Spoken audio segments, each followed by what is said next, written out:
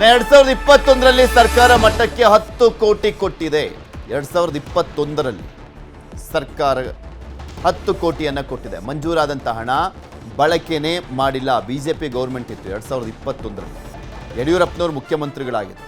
ಆ ಟೈಮ್ನಲ್ಲಿ 10 ಕೋಟಿ ಕೊಟ್ಟಿದೆ. ಮಂಜೂರಾದ ಹಣ ಬಳಕೆಯೇ ಮಾಡಿಲ್ಲ. ಎಲ್ಲೋಯ್ತದು? ದಾಖಲೆ ತೋರಿಸಿ ಪ್ರಶ್ನಿಸ್ತಾ ಇದ್ದಾರೆ ವಚನಾನಂದ ಶ್ರೀಗಳು. ಅನುದಾನ ಕೊಟ್ಟ ಉದ್ದೇಶವೇ ಇಲ್ಲಿ ಈಡೇರಿಲ್ಲ. 2 ವರ್ಷಗಳಲ್ಲಿ ಈ ಹಣ ಬಳಕೆ ಮಾಡಬೇಕಾಗಿತ್ತು. ಯಾವುದನ್ನು ಟ್ರಸ್ಟಿಗಳು ಫಾಲೋ ಮಾಡಿಲ್ಲ. ಈ ಪ್ರಶ್ನೆಗಳನ್ನು 2021ರ ಸಂದರ್ಭದಲ್ಲಿ ಬಳಕೆ ಆಗಿಲ್ವಲ್ಲ, 2 ವರ್ಷದಲ್ಲಿ ಬಳಕೆ ಆಗಬೇಕಾಗಿತ್ತಲ್ಲ, ಆ ಟೈಮ್ನಲ್ಲೂ ಯಾಕೆ ಮಾಡಲಿಲ್ಲ ಇವರು, ಪ್ರಶ್ನೆ ಮಾಡಲಿಲ್ಲ ಅನ್ನೋದು ಕೂಡ ಸಹಜವಾಗಿ ಕಾಡ್ತಾ ಇರುವಂಥ ಪ್ರಶ್ನೆ ವಚನಾನಂದ ಶ್ರೀಗಳ ಮೇಲೆ.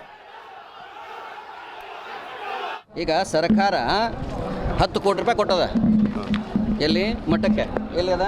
ಇಲ್ಲಿ ಹರಿಹರ ಪಂಚಮಸಾಲಿ ಪೀಠದಲ್ಲಿ ವಸತಿ ನಿಲಯ ಸಮುದಾಯ ಭವನ 10 ಕೋಟಿ. ಯಾವಾಗ ಕೊಟ್ಟದ? 21ರಲ್ಲಿ ಕೊಟ್ಟದ. ಎಷ್ಟು ವರ್ಷ ಆಯ್ತು? ಈಗ 5 ವರ್ಷ ಆಯಿತು. ಇಲ್ಲಿ ಏನು ನಿಬಂಧನೆಗಳಿದಾವು? ಜಿಲ್ಲಾಧಿಕಾರಿ ಹಿಂದುಳಿದ ವರ್ಗಗಳ ಕಲ್ಯಾಣ ಇಲಾಖೆ ದಾವಣಗೆರೆ ಮತ್ತು ಬಳ್ಳಾರಿ ಜಿಲ್ಲೆ ಇವರ ಹಣ ಬಳಕೆ ಪ್ರಮಾಣ ಪತ್ರವನ್ನು ಜಿಲ್ಲಾಧಿಕಾರಿಗಳು ದಾವಣಗೆರೆ ಮತ್ತು ಬಳ್ಳಾರಿ ಜಿಲ್ಲೆ ಮುಖಾಂತರ ಆಯುಕ್ತ ಅಂದರೆ ನಮ್ಮಕ್ಕೆ ಇನ್ನೊಂದು ಮಟ್ಟಕ್ಕೆ ಕೊಟ್ಟಿದ್ದಾರೆ. ಆವಾಗ ಇಲ್ಲಿ ನೋಡಿ, ಆಯುಕ್ತರು ಹಿಂದುಳಿದ ವರ್ಗ ಕಲ್ಯಾಣ ಇಲಾಖೆ ಬೆಂಗಳೂರು ಇವರ ಸಹಕಾರ ನೀಡಲು ಅನುದಾನವನ್ನು ಸದ್ಬಳಕೆ ಮಾಡಿರೋ ಬಗ್ಗೆ ಎಲ್ಲ ರೀತಿಯ ಅವಶ್ಯಕ ಕ್ರಮ ತೆಗೆದುಕೊಂಡಿಲ್ಲ.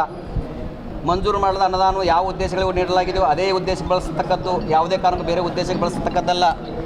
ಅನುದಾನವನ್ನೇ ಬಳಸಿಲ್ಲ. ಇಲ್ಲಿ ಕಟ್ಟಡ ಇಲ್ಲ.